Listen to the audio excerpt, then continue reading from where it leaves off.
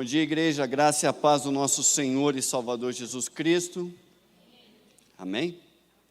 Vamos nos segurar em nossas cadeiras. Obrigado. Eu ainda darei continuidade, e eu acho que ainda não concluí. Falando sobre o nosso orgulho. Não sei se vocês já ouviram falar desse sentimento, dessa postura. E estaremos refletindo ainda sobre o orgulho e sobre a arrogância, ainda nesta manhã. E lembro de Provérbios 8:13, que diz que temer ao Senhor é odiar o mal. E aí, temer a Deus não é ignorar a maldade, não é isso. É justamente ter um sentimento avesso contra o que é mal. Ali não me importo. Não, tem que ter um sentimento ali, avesso àquilo. E não há espaço no cristianismo para neutralidade em relação a isso. E o verso ainda continua, Deus dizendo: odeio o quê? O orgulho e a arrogância, o mau comportamento e o falar perverso. Então, temer a Deus é odiar essa maldade. E aí eu pergunto para você, como é que você está? Você odeia essa maldade do orgulho, da arrogância, ou você é neutro em relação a isso? Ou você está até em íntima comunhão com esse tipo de comportamento? Como é que você está? Talvez aqui já nos abriria um espaço para: Senhor, perdoa os meus pecados. Perdoa porque não me posiciono, sou neutro, ou até mesmo gosto disso. E aí são posturas, irmãos, odiosa realmente pela santidade de Deus. Ele odeia isso. E que o Espírito Santo nos revele isso, né? Como a gente louvou, abre os nossos olhos, Jesus. Abre os nossos olhos. E insisto em desenvolver em nós aí a seriedade no que diz respeito a esse tipo de pecaminosidade, de orgulho, como eu repeti em todas as pregações, aquela de Davi, que diz em Salmos 19:13, mas isso aí está na versão Almeida e na Bíblia Jerusalém. Se tiver NVI, não vai ficar bem claro, não. Que diz assim: também da soberba guarda o teu servo, também da soberba guarda o teu servo, que ela não me domine, e então serei sincero e ficarei limpo de grande transgressão.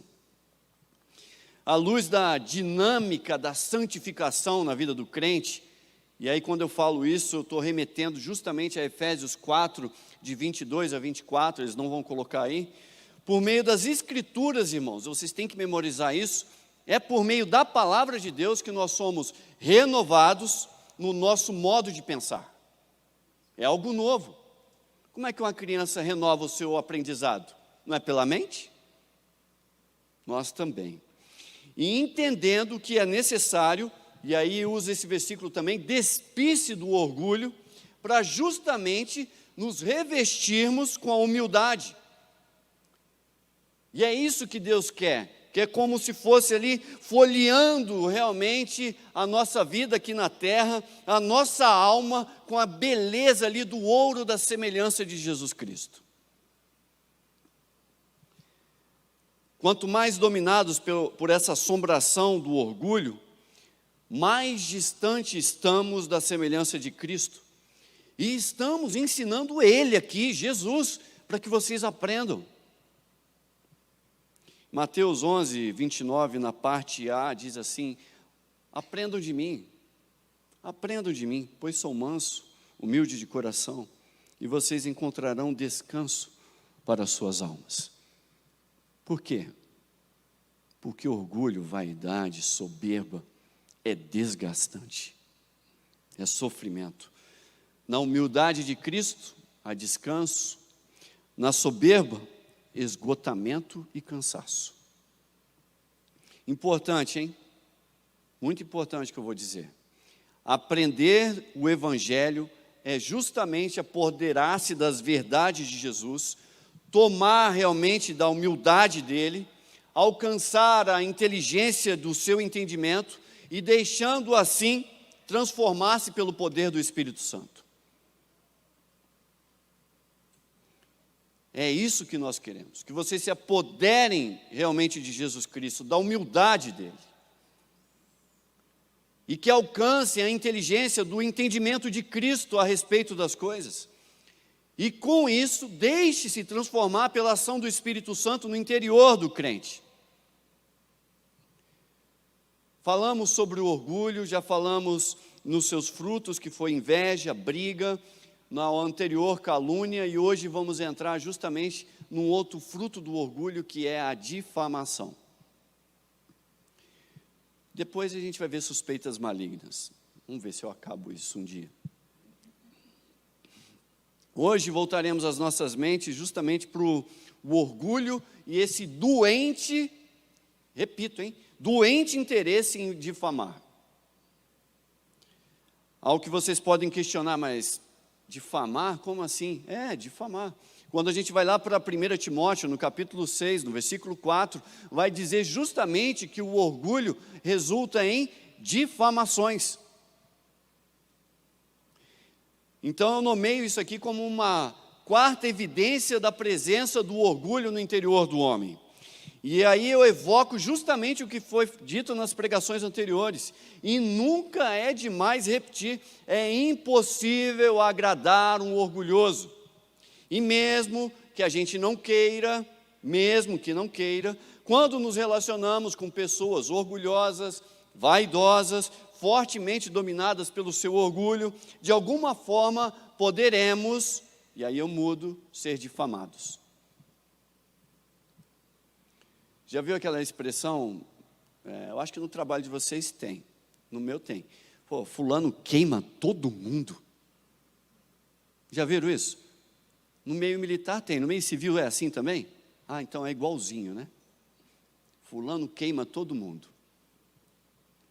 Então, para que tenham melhor consciência bíblica da situação que eu estou apresentando, da situação relacional em que vivemos aqui como igreja, entre velhos convertidos imaturos, que não amadureceram espiritualmente, e recém-convertidos, aqueles que estão chegando à fé hoje, esses ainda tendem a ser marcados pelo pecado de orgulho de uma forma diferente, com mais intensidade.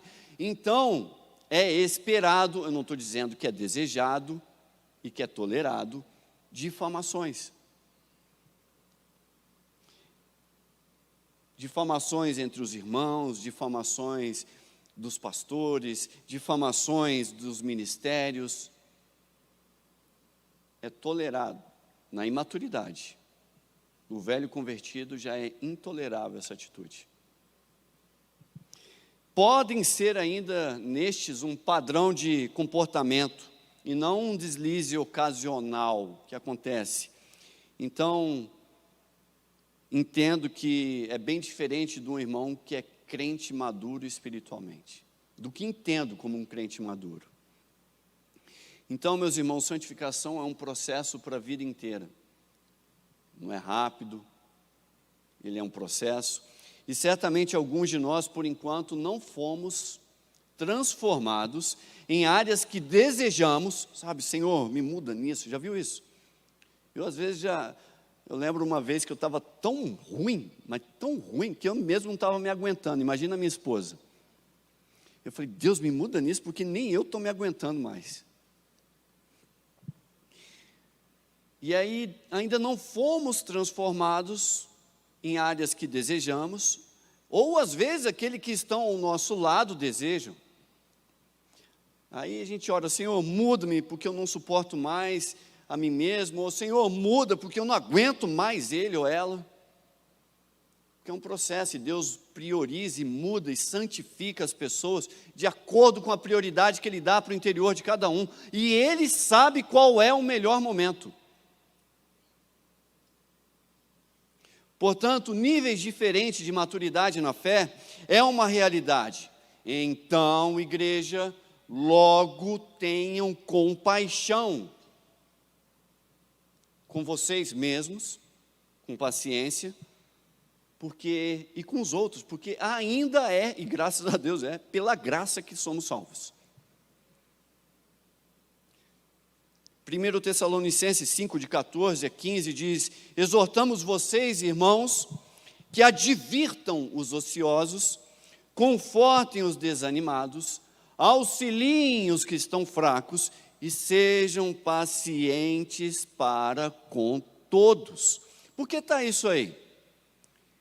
Porque a gente tende a não ser nada disso aí. Isso é para a igreja. E se ele está dizendo que temos que ser pacientes, é porque a falta de paciência nos tentará. E a difamação nos faz sofrer. Por isso a gente tem que viver tomando cuidado, porque seremos tentados a retribuir na mesma moeda, com o mesmo pecado. E aí no versículo 15 ele diz: tenham cuidado. Então ele está falando, presta atenção, vigie, fique ligado, para que ninguém retribua o mal com o mal, mas sejam bondosos um para com os outros e para com todos. E vamos agora desenvolver esse assunto. Hoje falaremos um pouco mais ainda sobre a língua orgulhosa, que é justamente esse efeito de difamação. Porque Tiago 3,5 diz: semelhantemente a língua é um pecado, um órgão do corpo, mas se vangloria, ou seja, se orgulha, se exalta, comunica a sua vaidade de grandes coisas. Vejam como o grande bosque é incendiado por uma simples fagulha. Provérbios 25:23, como o vento norte traz chuva, assim a língua fingida traz o olhar irado. É mais ou menos daí que Tiago tirou a ideia, dizendo assim, olha, como uma antena, a língua capta facilmente os intentos vaidosos do coração, capta facilmente as ideias de Satanás, do orgulho interior, e podendo assim ser um excelente catalisador para propagar justamente a pecaminosidade e o fogo do inferno. Você que gosta de ungir, talvez precise passar um óleo na língua. Senhor. E aí o orgulho vai resultar justamente em difamações. Paulo, então, nos diz que o orgulho resulta em difamações em 1 Timóteo, e é sempre bom esclarecer que a abordagem do tema aqui não está ligada a termos jurídicos, se tem algum advogado, não está ligada a definições do Manual de Diagnóstico Estatístico de Transtornos Mentais, nem tampouco em teorias psicológicas. Não. O tratamento aqui que eu estou dando, ele é cristão, de teor espiritual, cujo caráter terapêutico é bíblico e o fundamento do diagnóstico é firmado justamente sobre a verdade das Escrituras. Quer que eu repita? Volta o vídeo, depois você vê. Então vamos a um primeiro caso aqui de difamação, que é quando a pessoa quer aumentar a verdade para desqualificar. A difamação surge quando a informação dada, e aqui eu estou dizendo do ponto de vista bíblico, certo? Ela é verdadeira. Entretanto, a ideia é desqualificar o sujeito e não comunicar a verdade. Quando a gente vai lá para Esther, no capítulo 1 até o versículo 13, você vai ver que o rei Xerxes da época honrou um tal de Amã e promoveu ele, dando-lhe uma posição mais elevada do que todos os nobres. E depois todos os oficiais do palácio real curvavam-se e prostravam-se diante desse Amã, e conforme as ordens do rei. Só que tinha um, Mardoqueu, porém, não se curvava e não se prostrava diante dele. Não cumprimentava, né? Não dava devida deferência, o respeito. E agora eu paro e penso, quem deveria, em nosso conceito aqui, ou melhor, orgulho, vamos dizer assim, quem deveria se prostrar diante de você e não fez? Quem talvez deveria se curvar diante de você, te respeitar do jeito que você queria? E não fez. Talvez você não fala, mas pensa. Quem lhe deve devoção e não está fazendo isso? Quem lhe deve respeito e não está lhe respeitando? Quem lhe deveria cumprimentar e não cumprimentou? Quem é que não está cumprindo o seu ordenamento ali interior? Filhos para os pais? Pais em relação aos filhos, que às vezes os filhos estão exigindo? Marido em relação à esposa, esposa em relação ao marido? Autoridade em relação ao subordinado, subordinado em relação à autoridade? Quem deve ou deveria reconhecer a sua autoridade? Quem deveria reconhecer a sua posição, o seu status, a sua competência e não o faz? Patrão, pastor, ovelha, família, familiar, mestre. E qual é a sua reação quando não correspondem à sua expectativa interior? A ira toma conta? Vire, às vezes, como eu sempre digo, vira o Hulk ou a Hulk. E continuando o texto em Esther 3, versículo 4, e depois 6 e 13. Então os oficiais do palácio perguntaram a Mardoqueu, porque os do lado ficam de olho, né? Os queimadores, né? Por que você desobedece à ordem do rei? E aí no versículo 4, dia após dia eles lhe falavam, mas ele não lhes dava atenção e dizia que era judeu. A postura dele aqui, de Mardoqueu, não tinha relação com a autoridade daquele homem a quem ele deveria se prostrar. Porque para ele importava muito mais agradar a Deus do que homens. Esse é o temor de Deus. Então, contaram tudo a Amã para ver se o comportamento de Mardoqueu seria tolerado. Se ele pode, então eu posso, né? Aquela inveja alheia. Fruto do orgulho, como já vimos há 2 pregações atrás. Como os orgulhosos reagem? E aí lá no versículo 6. Contudo, sabendo que era povo de Mardoqueu, achou que não bastava matá-lo. Em vez disso, Amã procurou uma forma de exterminar todos os judeus, o povo de Mardoqueu, em todo o império de Xerxes. Ou seja, já viu aquela expressão, eu vou acabar com a sua raça? É daí que veio. Não queria acabar só com Mardoqueu, mas com a raça. Dele, da família dele, da raça dele, da genealogia dele. E aí no versículo 7 lançaram sorte na presença de Amã, para escolher um dia do mês para executar aquele plano. E no 8 então Amã disse ao rei Xerxes, olha, existe certo povo disperso, espalhado entre os povos de todas as províncias do teu império, cujos costumes são meio diferentes aí de todos os outros povos que não obedecem às leis do rei. Não convém ao rei tolerá-los. Olha o aconselhador. Maravilhoso, um generalista na forma de apresentar a situação. Pega uma ideia fora do contexto para justamente caber dentro dos seus planos ali. A situação era verdadeira. Mas ele acresceu, foi muito raso, generalizou e aumentou aquilo com o propósito justamente de difamar e desqualificar Mardoqueu e toda a raça dos judeus. Se for do agrado do rei, e ele continua, que se decrete a destruição deles e colocarei 350 toneladas de prata na tesouraria real à disposição para que se execute esse plano. Então o rei tirou o anel do selo do dedo, deu a Amã, o inimigo dos judeus, e lhes disse, fique com a prata, faça com o povo o que você achar melhor. Da forma como foi apresentado, a única conclusão do rei seria aquela. Amã ordenou que escrevessem cartas na língua escrita, espalhou de cada povo aos sátrapas dos reis, aos governadores das províncias, ao chefe de cada povo, e tudo foi escrito em nome do rei Xerxes e selado com o seu anel. As cartas foram enviadas lá por mensageiros de todas as províncias do império, com a ordem de exterminar e aniquilar completamente todos os judeus, jovens, idosos, mulheres, criança, num único dia. O 13º dia do 12º mês, o mês de Adar, e de saquear os seus bens. Então, passado poucos dias, depois disso tudo, Amã foi convidado para um jantar com a rainha e o rei. Eu estou sendo aqui bem resumido.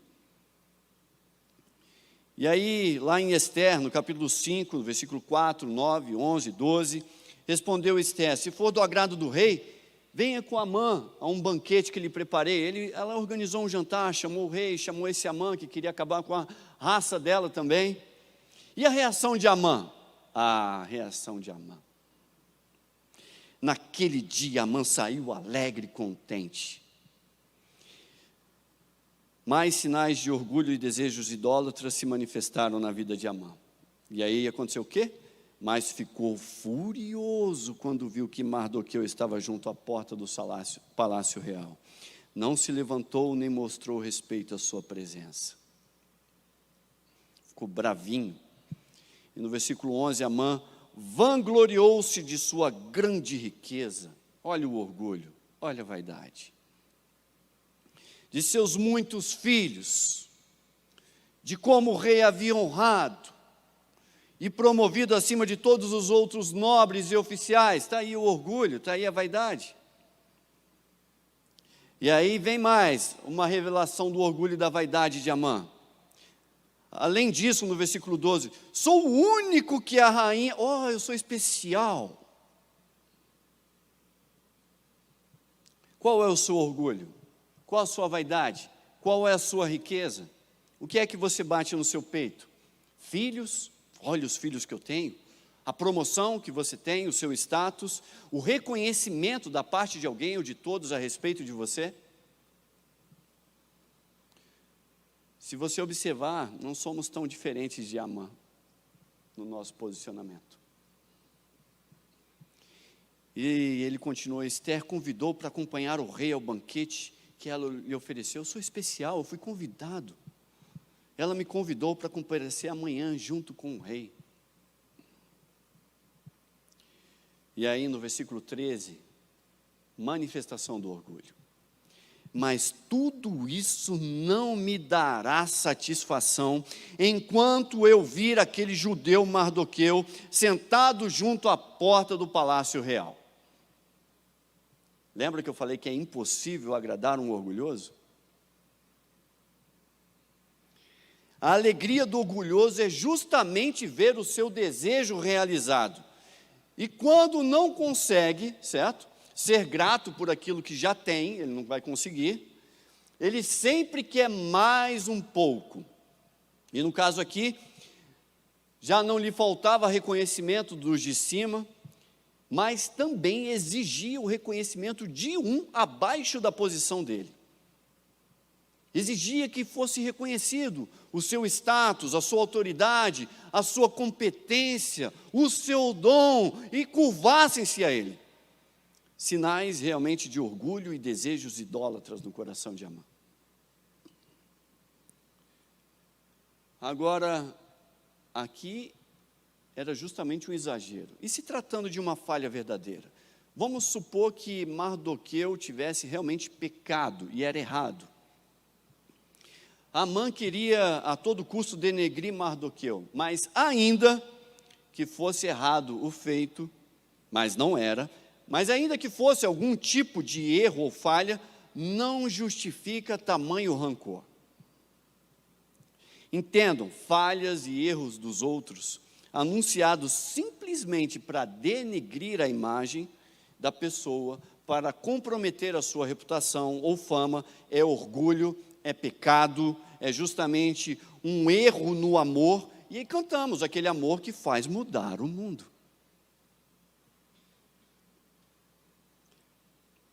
Eu não vou terminar aqui como é que foi o fim soberbo e orgulhoso do Amã.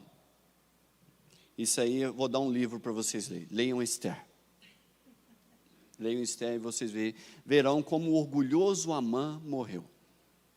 Dentro da sua vaidade, dos seus desejos. Agora vamos para um segundo caso de difamação aqui. Dando ênfase, certo? Dando uma ênfase negativa a questões irrelevantes para a fé. Ainda que sejam verdades, mas ditas sem amor, sem misericórdia, sem compaixão, sem a graça de Jesus, isso é pecado. A forma será pecado. Por quê? Proclamar uma verdade, mas em tom de desqualificação, é falta de compaixão. E aí as pessoas dizem assim, olha, por que ele não? Porque ele é pobre, porque ele é feio, porque ele não tem instrução. E aí eu lembro do caso de Pedro, lá em Atos, 4:13, quando ele falava para os doutores. Não, mas ele é empresário. Não, mas ele não é empreendedor. Ou, não, mas ele é jovem demais. E aí eu me recordo de 1 Timóteo 4:11 e 12, diz: ordene e ensine estas coisas. Ninguém despreze pelo fato de você ser jovem, mas seja um exemplo para os fiéis na palavra, no procedimento, no amor, na fé e na riqueza. Provavelmente usavam a evidente juventude de Timóteo, que era uma verdade. Ele era jovem, alguns diziam que ele tinha 17 anos, e eu não vejo Timóteo falando assim, é porque eu sou um adolescente. Não como, ao invés deles poderem usar essa juventude de Timóteo como uma beleza, certo? Do poder evidente da graça de Deus, eles conseguiam torcer isso para apresentar como uma desqualificação.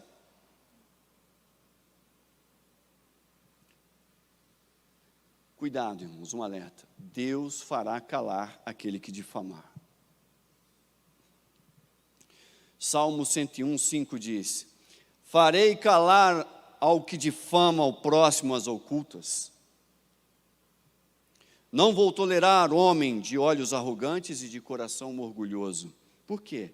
Arrogância e orgulho resultam em difamação. E todo orgulhoso Deus faz calar. A questão é que todo orgulho, com todas as suas atitudes, seja ela, como a gente já viu, inveja, seja calúnia, seja difamação, seja atritos constantes, Deus fará calar. Há muito tempo lembro de um homem que tinha um orgulho sobre o seu ministério. E a pregação dele era itinerante, ele saía pregando em várias igrejas. Autônomo, não subordinado a nenhum pastor, porque todas as igrejas convidavam, então ele falava que não dava tempo de se congregar. Rapaz, era dotado de uma voz poderosa, parecia um trovão a voz dele. Aquilo as igrejas pentecostais pegavam fogo quando ele falava.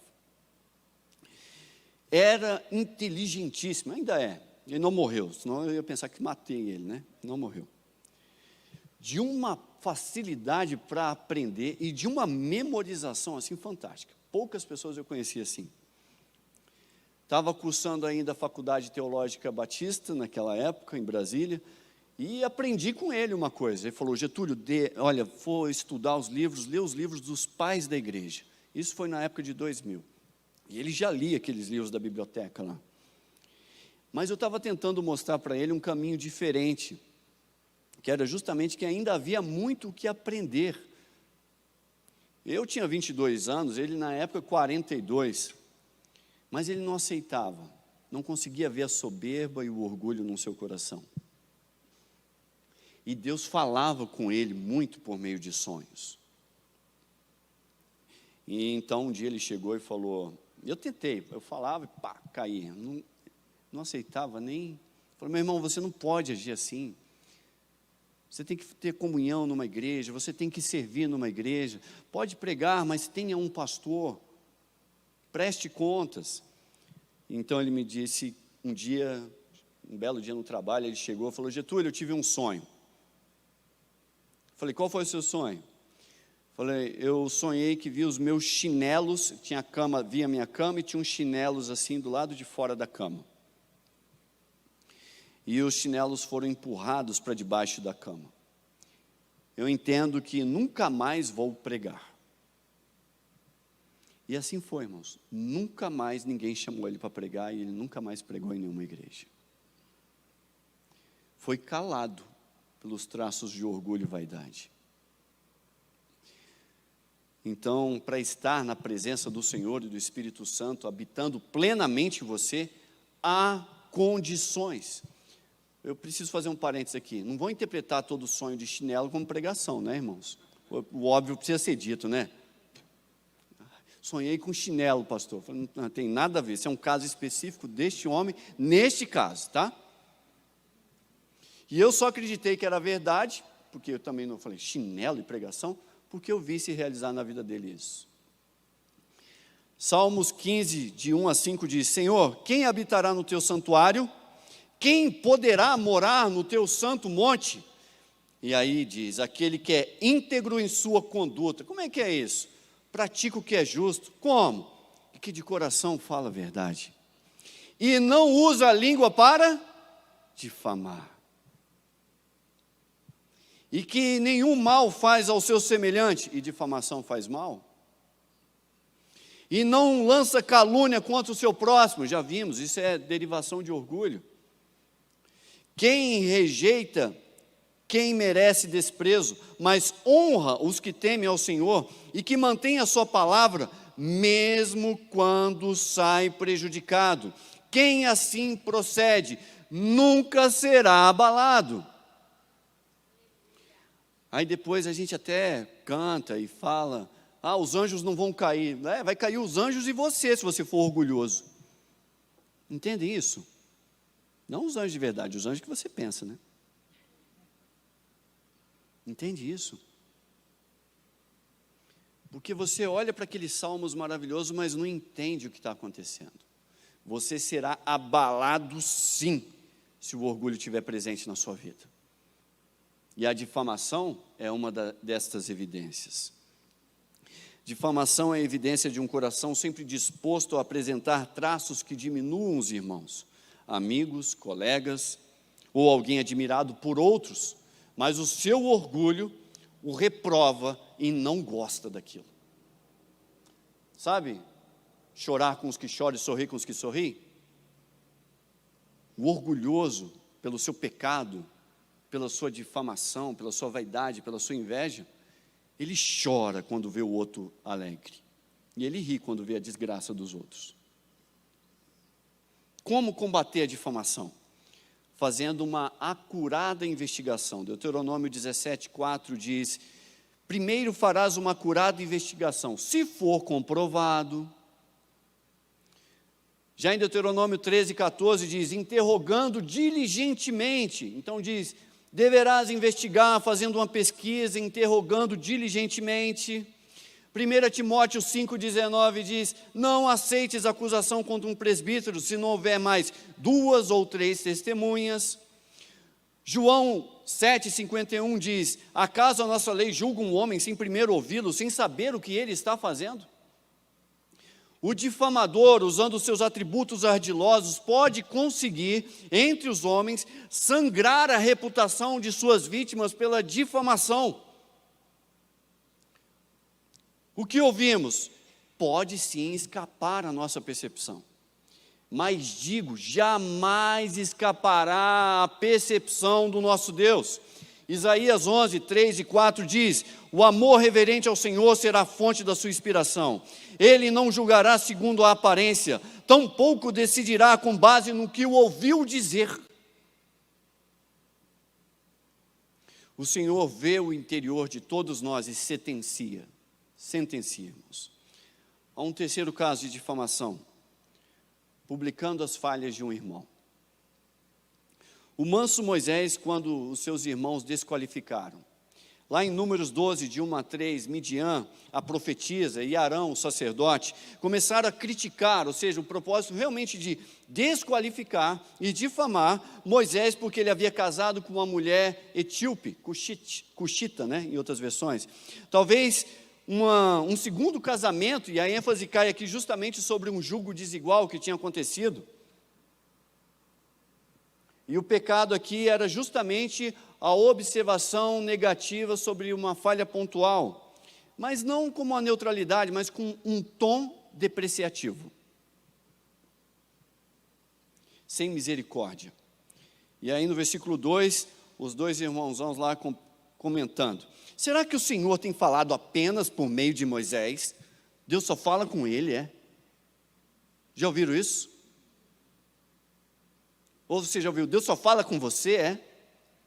Já ouviu isso? Perguntaram: também não tem falado por meio de nós? Era uma verdade, irmãos, era uma verdade, sim. Deus falava com mais pessoas ali, não falava só com Moisés. Mas aqui, Miriam arroga para si, sabe, um ar de: poxa, ei, Deus fala comigo também, ô bonzão. Não é só com você, não. E aí é um perigo. Olha o perigo desgraçado, né, irmãos? De vaidade por coisas espirituais que Deus deu. Olha o meu currículo, quanto Deus já falou comigo. A questão é, o versículo continua: o Senhor ouviu isso. E no versículo 3, ora, Moisés era um homem muito paciente. Lembra que eu li lá no início, paciente com todos? Mais do que qualquer outro homem que havia na terra. Cuidado, irmãos. Deus pode ouvir o que você disse. Deus pode? Deus ouve. E talvez na tenda do encontro você ouvirá Deus dizendo que tem misericórdia de quem você acusou e vai discipliná-lo pelo que falou.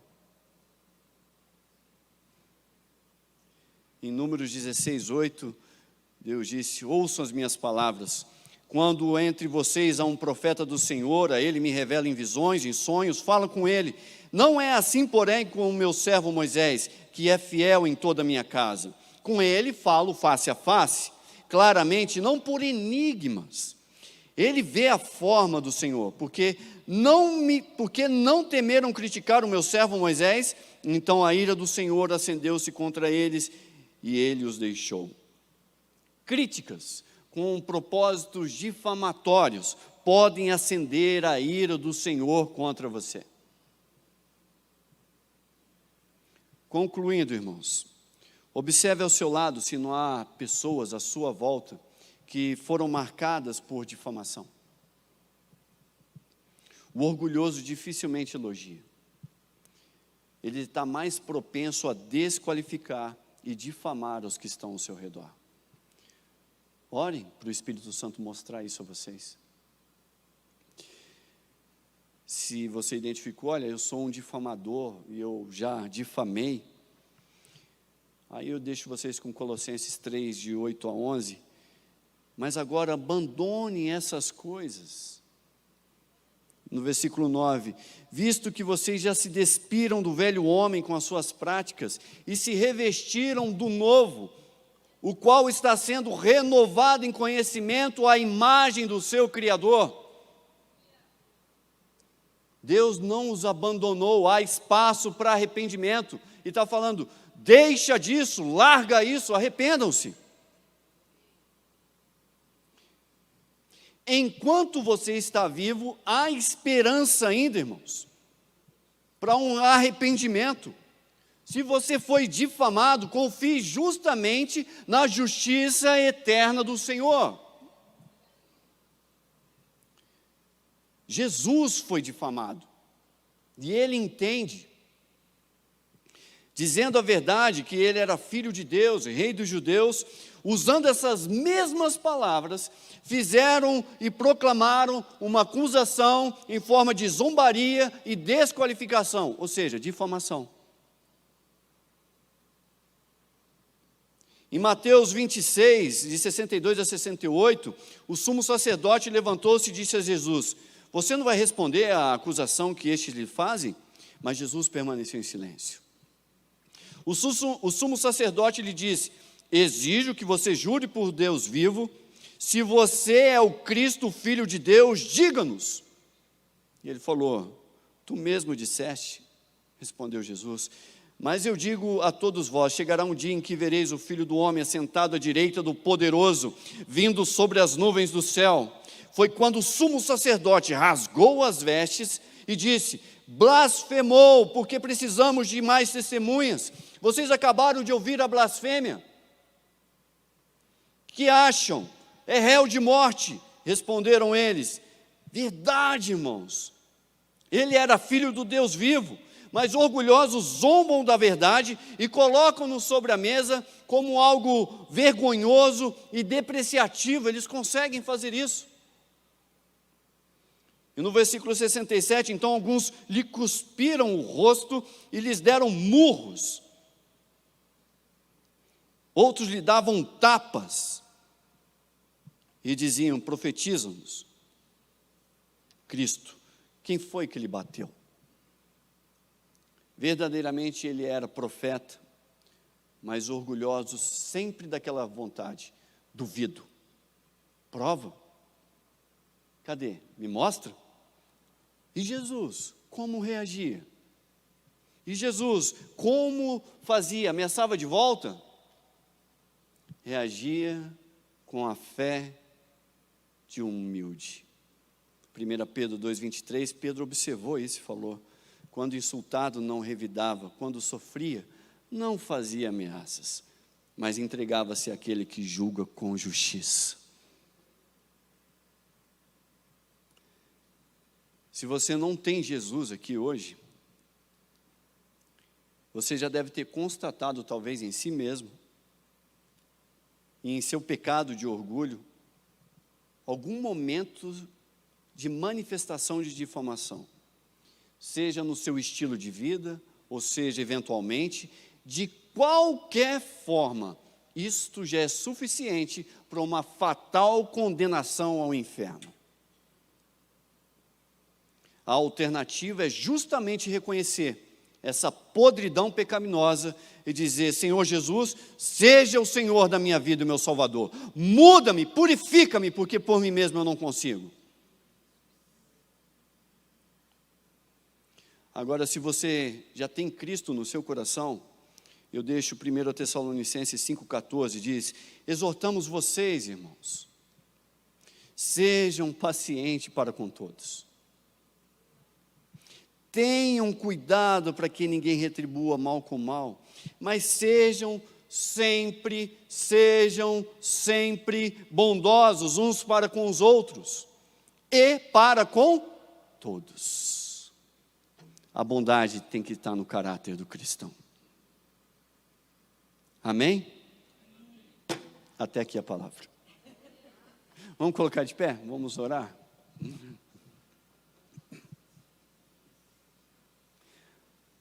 Nesse momento aí de reflexão, peça ao Espírito Santo para trazer ao seu coração coisas que talvez lhe escaparam à percepção. Senhor, sonda o meu coração. Pai, talvez eu tenha difamado alguém. Puxa, Senhor, me recordo. Pecados particulares, tratado em particular. Pecado público na frente de outros, tratado de forma pública. Pai, queremos realmente construir a nossa vida, Pai, em nome de Jesus. Sobre, ó Pai, o fundamento de Cristo. Senhor, que a humildade do Senhor Jesus seja a marca presente na nossa vida. Perdoa, Senhor, os nossos corações orgulhosos, ó Deus. E oramos como Davi para que o orgulho não nos domine. Purifica, Senhor, os nossos lábios, ó Pai. Que saiam, Senhor, exaltação, louvores. Derruba, ó Pai, qualquer forma de difamação. Aos difamados aqui dentro, ó Deus, seja-lhes a justiça, o socorro, o conforto, a segurança, o levante em nome de Jesus. Pai, constrói, cativa, Senhor, os nossos corações, para sermos tão humildes quanto o nosso Senhor Jesus. Entendo plenamente que eu diminua e que Ele cresça, em nome de Jesus. Que Ele venha realmente explodir no nosso interior, ó Pai.